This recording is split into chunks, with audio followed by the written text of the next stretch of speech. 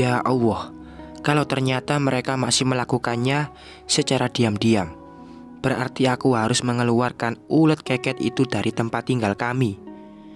Kenapa ngeliatin aku seperti itu? Kagum, lihat tubuh aku yang dan berisi ini, tanya Lucy penuh percaya diri.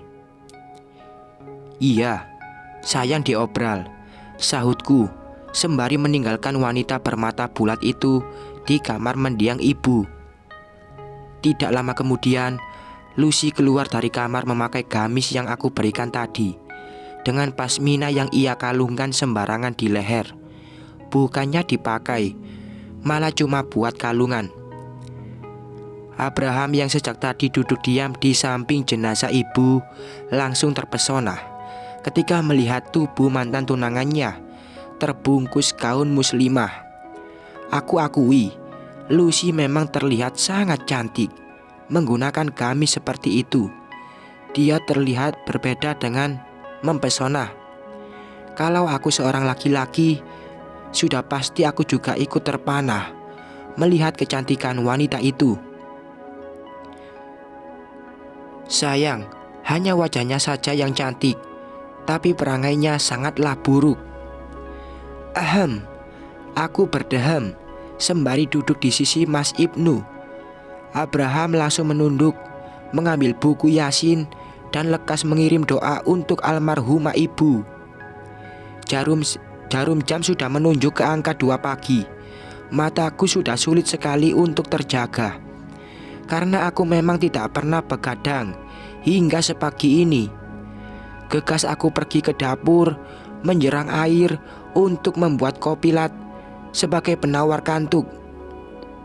Ngapain, Mai? Tanya Abraham sembari berjalan mendekat. Bikin kopi.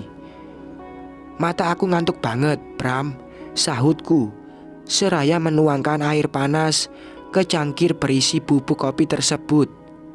Masih ada enggak, Mai? Apa aku bisa minta tolong sekalian dibuatkan? Boleh. Mengulas senyum dan mengambil satu saset lagi untuk Abraham. Pasangan, ngapain kalian berdua di sini? Tanya Lucy sambil bersedekap, menatap mencemooh ke arah kami berdua. Aku dan Abraham tidak mempedulikan manusia tidak tahu diri itu. Biarlah dia mau bicara apa. Wanita itu kan hobi cari masalah. Pukul 6 pagi jenazah ibu dibawa ke tempat pemakaman umum untuk segera dikebumikan. Air mataku tidak dapat berhenti menetes ketika tubuh kaku perempuan yang selalu memberi limpahan kasih sayang tersebut mulai diturunkan, dimasukkan ke liang lahat oleh Mas Ibnu serta Mas Hanzah. Mata suamiku juga terus saja mengembun, akan tetapi ia tahan supaya tidak menetes. Tubuh ibu dimiringkan menghadap kiblat, diganjal menggunakan 7 butir gelu, lalu diazani oleh suamiku. Suara merdu Mas Ibnu mengumandangkan azan membuat semua kerabat serta handai tolan menitikan air mata. Setelah tubuh kaku ibu dihimpit menggunakan potongan-potongan kayu, Mas Ibnu lekas naik dan turun sedikit demi sedikit liang itu dengan tanah, hingga membuat gundukan dan segera menaburkan bunga di atasnya. Aku begitu merasa sangat kehilangan ibu, karena dialah satu-satunya orang yang selalu menjadi penengah ketika anak serta menantunya sedang memiliki masalah. Ibu tidak pernah memihak kepada yang salah, walaupun dia anak kandungnya sendiri. Selesai acara tahlilan, ibu dan semua keluarga sudah pulang ke rumah masing-masing. Aku segera mengenyakkan bobotku yang terasa pegal juga lelah. Malam ini terasa begitu sepi, karena orang yang teramat aku sayangi telah pergi menghadap keharibaan ilahi.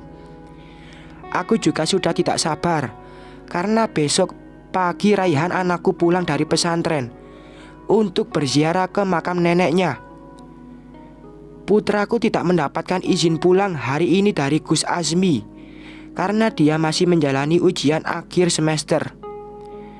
Entah sudah berapa lama aku terlelap, dan ketika membuka mata, Ternyata Mas Ibnu sudah tidak ada di sisiku. Jarum jam di layar ponsel juga masih menunjuk ke angka 1 dini hari. Gegas diri ini keluar kamar, mencari Mas Ibnu di dapur serta kamar mandi. Kosong. Aku pun mencarinya ke depan, karena mungkin dia sedang duduk merokok atau hanya sekedar mencari angin pagi. Suara-suara aneh di kamar tamu membuat langkahku terhenti, karena aku begitu mengenal suara itu. Apa yang sedang suamiku lakukan di dalam sana? Apa Lucy diam-diam kembali ke rumah ini setelah aku memejamkan mata? Sebab setahuku, Mbak Salama mengajak dia pulang ke rumah beberapa menit setelah Abraham pamit kepadaku. Dengan perasaan tidak karuan, ku putar gagang pintu kamar itu. Akan tetapi sepertinya mereka sengaja menguncinya dari dalam. Gegas mengambil gawai, menghubungi Abraham dan meminta pria bertubuh jangkung itu datang ke rumah almarhumah ibu. "Ada apa, Mai?" tanya Abraham sembari mengatur napas. Sepertinya dia kesini dengan berjalan kaki, karena jarak antara rumah ibu dan rumah orang tuanya Abraham tidak terlalu jauh. "Shh," menautkan telunjuk di bibir. "Kayaknya Lucy sama Mas Ibnu ada di dalam, Bram," bisiku. Tanpa apa-apa dan menunggu perintah dariku, Abraham langsung mendobrak pintu tersebut, sehingga membuat mata dua sejoli yang sedang dimabuk cinta itu terbelalak kaget. "Binatang kamu, Mas. Makam ibu saja masih basah. Dia baru sehari pergi meninggalkan dunia ini. Kamu malah sudah mau berzina lagi sama perempuan ular ini. Di mana otak dan pikiran kamu, Mas? Apa kamu gak mikir perasaan ibu di sana? Menjijikan kamu, Mas," jeritku sembari menarik kasar rambut Mas Ibnu juga Lucy. Hilang sudah rasa hormatku kepada laki-laki yang menyandang gelar sebagai suami itu. Habis semua rasa di dada ini, tinggal sisa rasa kecewa serta benci yang kian kuat bertengger di sanubari. "Aku gak lagi ngapa-ngapain, Mailah.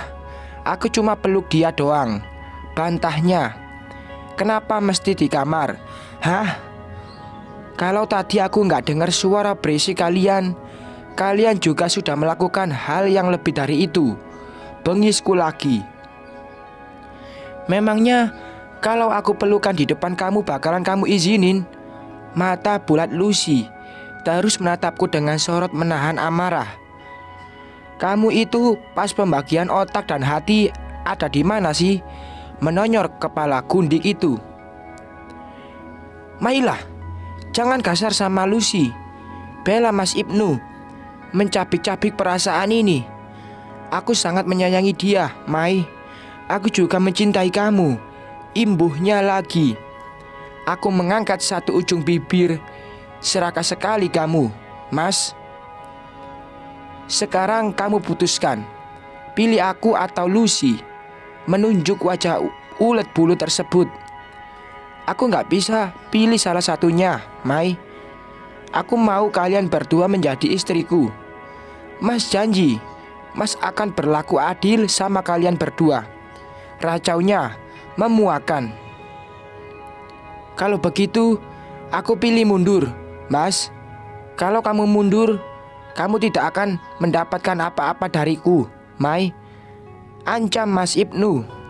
Duh, aku takut sekali. Berpura-pura ketakutan. "Sudahlah, Mas. Biarkan saja dia mundur. Biar tidak ada lagi yang menghalangi hubungan kita berdua," timpal Lucy sembari bergelayut manja di pundak Mas Ibnu. "Aku akan melepas kamu, Maila Izzatun Nisa. Mulai malam ini aku jatuhkan talak untuk kamu." "Talak 2 ya, Mas. Satu lagi talak 3. Kenapa gak sekalian aja kamu jatuhkan talak 3 untukku?" tantangku. Benar-benar sudah hilang akal saking kecewanya dan sakit hatinya. "Berarti mulai besok kamu silakan bawa barang-barang kamu keluar dari rumahku. Serahkan kunci mobil, juga uang gaji kamu akan masuk ke rekening aku 60%. karena kamu masih punya tanggung jawab, yaitu Raihan. Rumah kamu yang mana, Mai? Mata elang Mas Ibnu menatap tajam netra ini. Rumah yang di Jakarta, juga mobil yang kamu pakai setiap hari. Kamu mimpi ya, Maila? Rumah serta mobil itu aku yang beli, bukan kamu. Kamu itu cuma parasit yang menggerogoti hartaku. Kata-kata Mas Ibnu bagai peluru yang menghujam tepat di jantungku. Kamu juga lupa ya, Mas, kalau kamu sudah menandatangani surat perjanjian serta pengalihan harta yang kamu miliki atas nama aku semua. Bram dan Mbak Salama, juga Pak RT yang jadi saksi. Mereka semua juga membaca isi perjanjian itu. Dan kamu sudah ada tanda tangan di atas materai. Jadi, bye, kamu sudah tidak punya apa-apa sekarang. Mulut Mas Ibnu menganga lebar. Dia terlihat syok. Begitu pula si ular keket itu. Wajah cantik palsunya langsung berubah pucat pasi, seperti zombie. Menyeramkan. Kamu sudah menipu aku dengan perjanjian itu, Maila. Emosi Mas Ibnu kian meledak-ledak. Aku tidak menipu kamu, Mas. Sebelum kalian tanda tangan kan, aku sudah suruh baca, tapi kalian tidak mau. Mas Ibnu terduduk lesu sambil mengguyar rambutnya. Makanya, Mas, jangan main-main sama aku. Mungkin dulu diri ini hanya seorang wanita bodoh yang minim pendidikan. Sekarang, gara-gara kamu bermain api, aku menjadi pintar dan selalu waspada. Aku boleh kehilangan kamu, tapi aku tidak mau anakku kehilangan haknya. Enak saja. Saat susah kita bersama. Sekarang giliran kamu memiliki segalanya, malah mau diambil oleh Lucy. Aku tidak ikhlas. Kamu ngapain masih berdiri di sini, Bram? Ketus Mas Ibnu sambil melirik kesal ke arah Abraham. Jagain Maila dong. Kalau saya pergi dan kalian apa-apain dia bagaimana? Wanita baik dan cantik seperti dia, stoknya sudah hampir habis. Kebanyakan stoknya model-model kayak Lucy begini. Jawab Abraham, membuatku merasa tersanjung. Meskipun aku tahu dia memujiku hanya karena ingin membuat hati mantan tunangannya panas. Aku tahu, Bram, kamu sangat mencintaiku dan belum bisa melupakan aku. Iya kan? Sambung Lucy penuh percaya diri. Abraham menyunggingkan bibirnya sambil melipat tangan di depan dada. Aku melihat sorot mata laki-laki berzodiak Libra itu penuh dengan luka yang selalu ia sembunyikan di balik senyuman di bibirnya. Mungkin karena dia lelaki, sehingga dengan mudah bisa menutup rasa yang sedang mendera hati.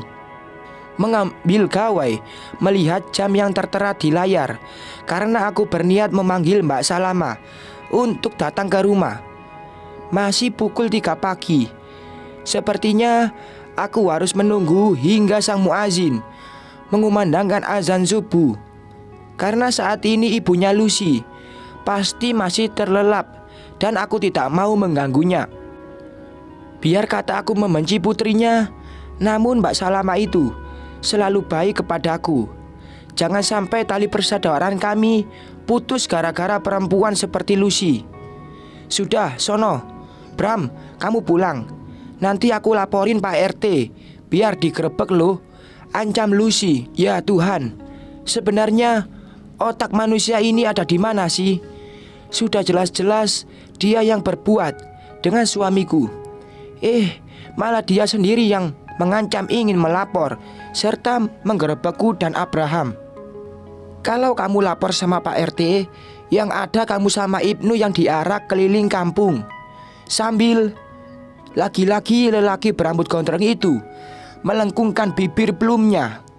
Lucy menghentakkan kaki dengan raut wajah menahan emosi. Wanita berpakaian kurang bahan itu masuk ke dalam kamar, tidak lupa membanting pintu dengan kerasnya.